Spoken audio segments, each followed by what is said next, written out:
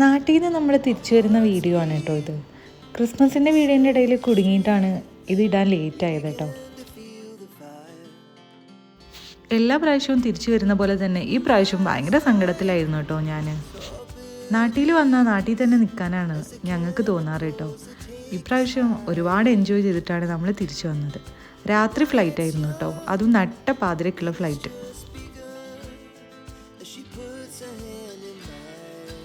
നട്ടപ്പാതിരക്കുള്ള flight ആയതുകൊണ്ട് തന്നെ ഞങ്ങൾക്ക് ഉറങ്ങാൻ ഒരുപാട് ടൈം കിട്ടില്ല കേട്ടോ.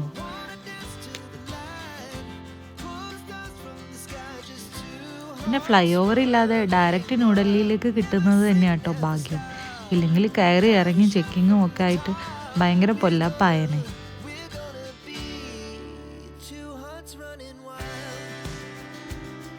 ഫ്ലൈറ്റിൽ കയറിയിട്ട് കുറച്ച് ഉറങ്ങാമെന്നുള്ള ഒരു വിശ്വാസത്തോടെയാട്ടോ നമ്മൾ ഫ്ലൈറ്റിൽ കയറണം തന്നെ.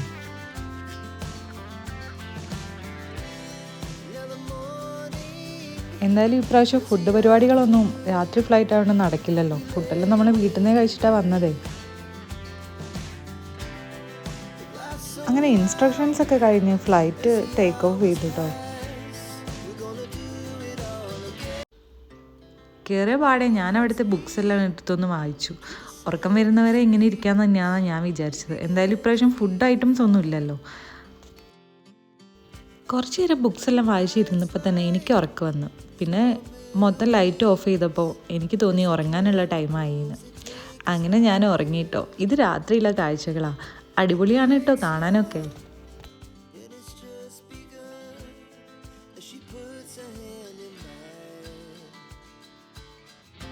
കാഴ്ചകളൊക്കെ കണ്ട് എപ്പോഴും ഞാൻ ഉറങ്ങിപ്പോയി. പിന്നെ എഴുന്നേൽക്കുന്നത് ഡൽഹി എത്തിയപ്പോഴാണ്.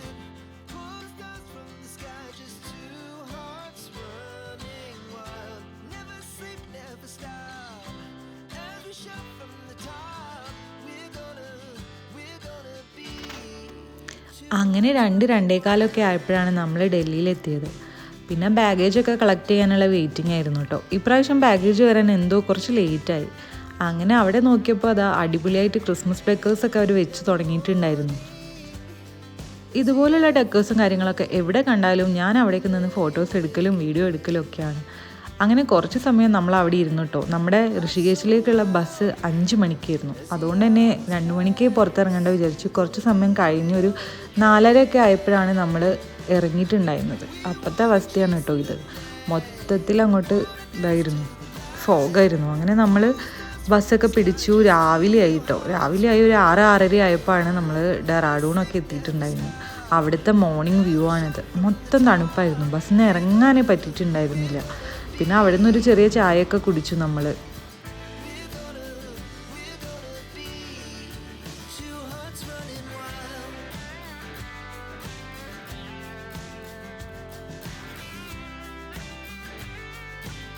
ഇപ്രാവശ്യം നമ്മൾ സിംഗ് ബസ്സായിരുന്നു ചൂസ് ചെയ്തത്. സാധാരണ നമ്മൾ ലക്ഷ്മി ഹോളിഡേയ്സിൻ്റെ ബസ്സാണല്ലോ കയറുക.